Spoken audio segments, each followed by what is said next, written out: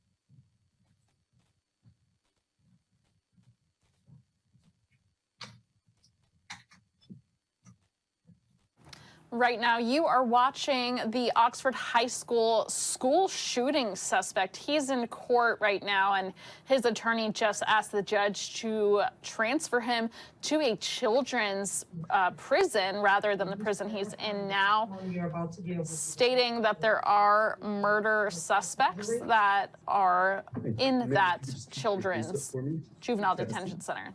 Let's go ahead and take a listen in.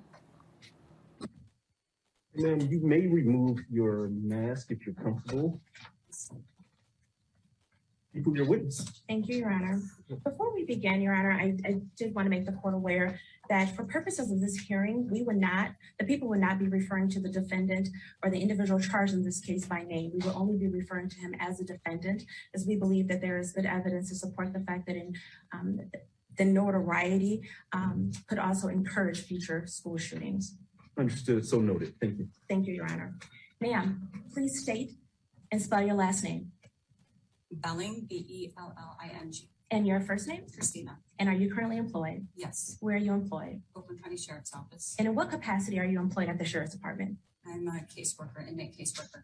And how long have you been employed at the Sheriff's Department? 22 years. And have you been employed there as a caseworker for 22 years? No, I started out the first year as a booking clerk, 12 years as a deputy, and 9 years as a caseworker. And can you briefly describe for the court what it is, what your job responsibilities are as a caseworker? It's very multifaceted, but the most important part of this is that we assess and manage the crises that come into the jail. A crisis can be something such as a high-profile case, somebody who's currently suicidal, actively psychotic, or somebody that has suicidal or homicidal ideations. We then work in combination, if needed, with medical and the psychiatrist to get services. And then after their behaviors become manageable, then we continue to work with them to continue to assess any kind of mental health changes as well as adjustments into the jail. In order to be a caseworker, what is your educational background? I have a master's degree from Oakland University and a licensure through the state of Michigan as an LPC, licensed professional counselor. And are you required to do any continuing education? Yes. And do you in fact do that? Yes, I do. And are you current on that? Yes. Can you briefly describe, you said a license of professional counseling, is that correct? Yes. Is there a specific, like a specialization for adolescent or juvenile counseling that one could obtain? Not to my knowledge, no. Can you describe for the court exactly what avenues you have to when you obtained your license? Strike that. Sorry.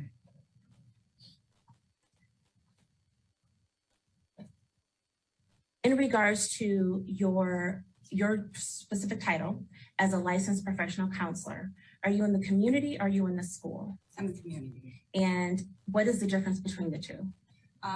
There are several different classes you take to choose the school route. When you go into your master's program, you have to choose that you want to work with community or work with school. I know those are community versus school. Is that the only two options? Yes. Okay. So if a person wanted to specialize in adolescence or juvenile, is that even an option? Well, specialization is a little bit different than choosing an avenue of either community or the school.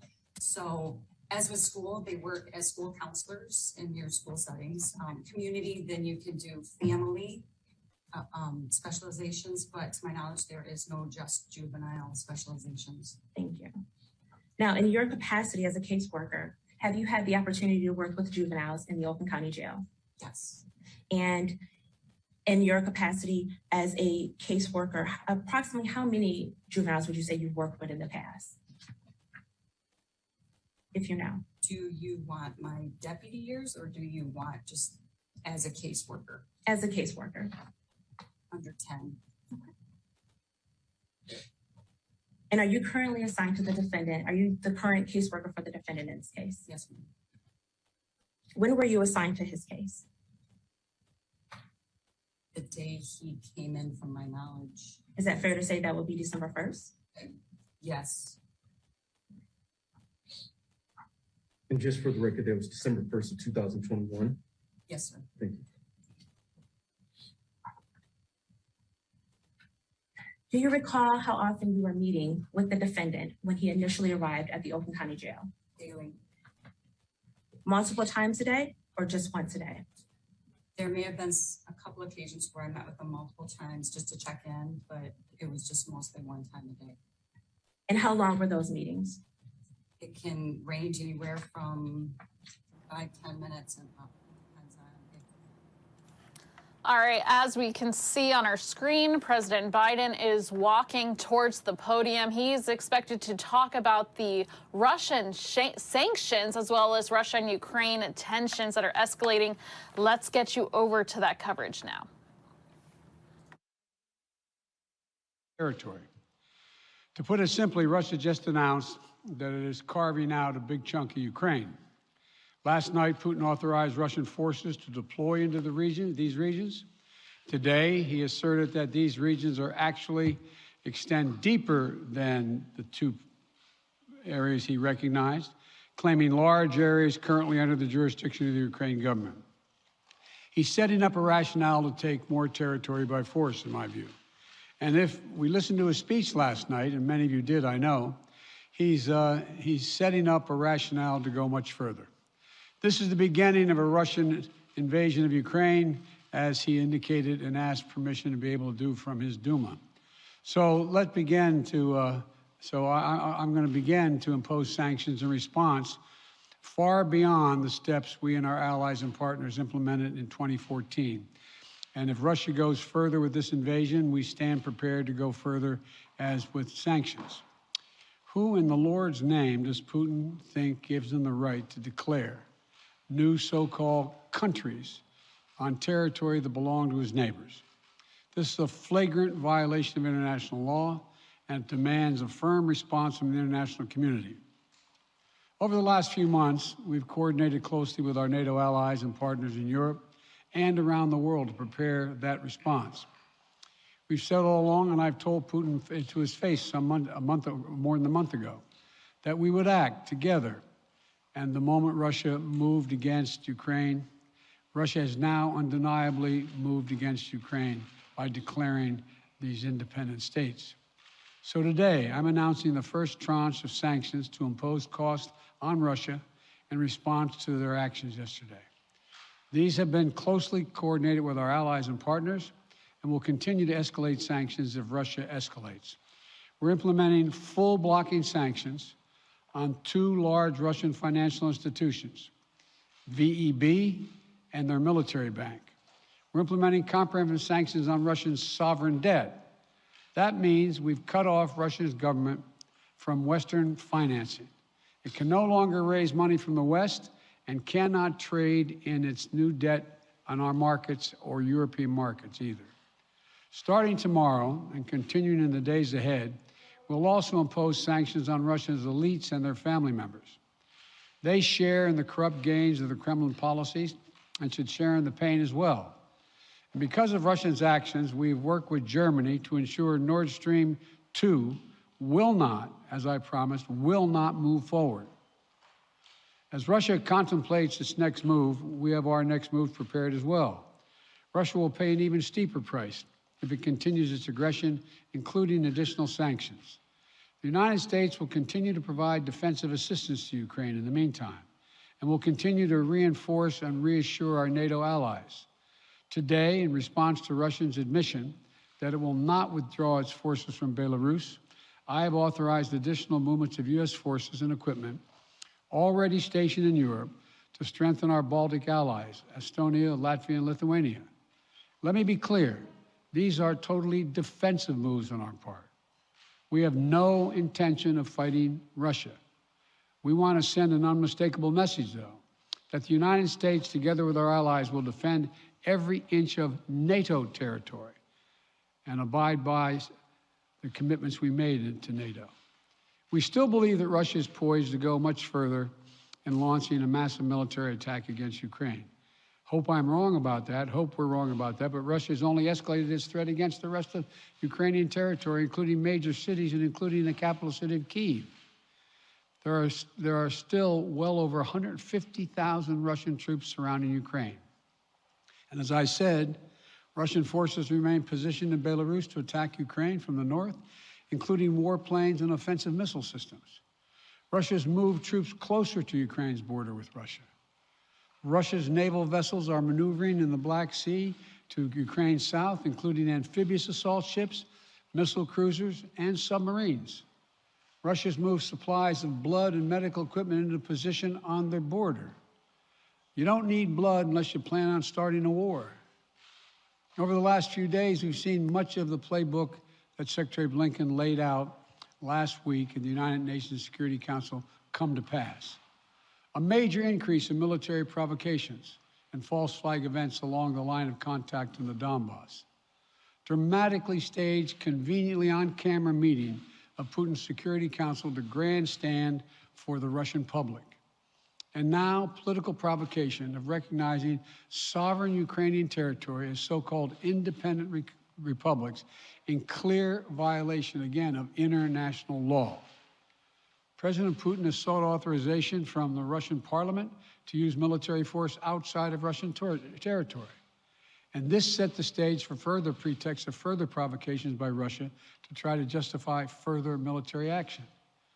None of us should be fooled. None of us will be fooled.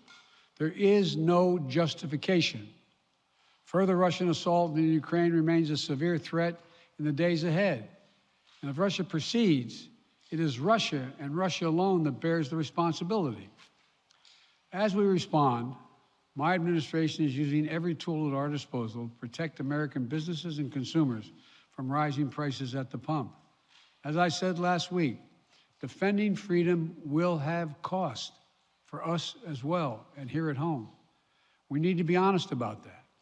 But as we do this, I'm going to take robust action to make sure the pain of our sanctions is targeted at the Russian economy, not ours. We're closely monitoring energy supplies for any disruption. We're executing a plan in coordination with major oil-producing consumers and producers toward a collective investment to secure stability in global energy supplies. This will blunt gas prices. I want to limit the pain the American people are feeling at the gas pump. This is critical to me. In the last few days, I've been in constant contact with European leaders, including with Ukrainian President Zelensky. Vice President Harris met in person with the leaders in Germany over the weekend at the Munich conference, including President Zelensky. At every step, we have shown the United States and our allies and partners are working in unison, which he hasn't been counting on, Mr. Putin. We're united in our support of Ukraine.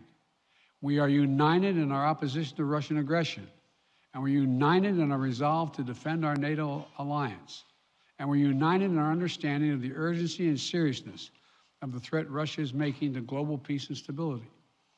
Yesterday, the world heard clearly the full extent of Vladimir Putin's twisted rewrite of history, going back more than a century, as he waxed eloquently, noting that, well, I'm not going to go into it, but nothing in Putin's lengthy remarks indicate any interest in pursuing real dialogue on European security in the year 2022. He directly attacked Ukraine's right to exist. He indirectly threatened territory formerly held by Russia, including nations that today are thriving democracies and members of NATO. He explicitly threatened war unless his extreme demands were met. And there is no question that Russia is the aggressor. So we're clear-eyed about the challenges we're facing. Nonetheless, there is still time to avert the worst-case scenario that will bring untold suffering to millions of people if they move as suggested. The United States and our allies and partners remain open to diplomacy if it is serious. When all is said and done, we're going to judge Russia by its actions, not its words. And whatever Russia does next, we're ready to respond with unity, clarity, and conviction. We'll probably have more to say about this as it moves on. I'm hoping diplomacy is still available. Thank you all very much. Sir, are you still open to meeting with Vladimir Putin, sir?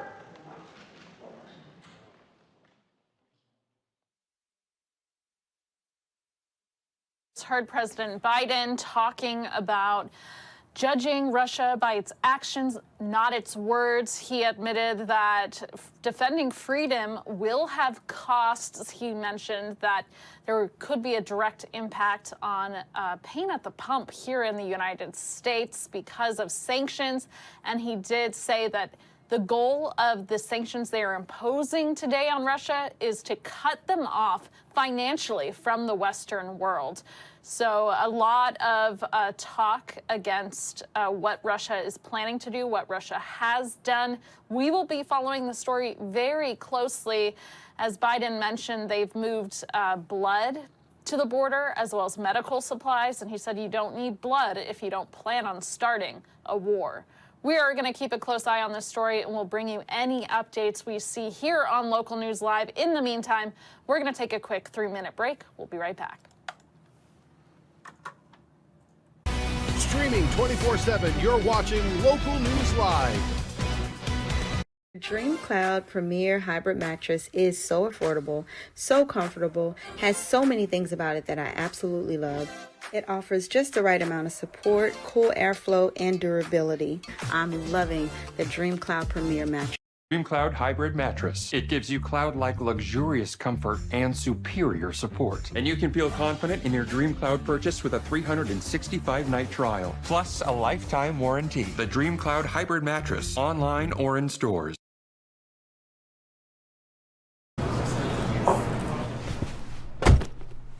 You're just too good to be true. Can't take my eyes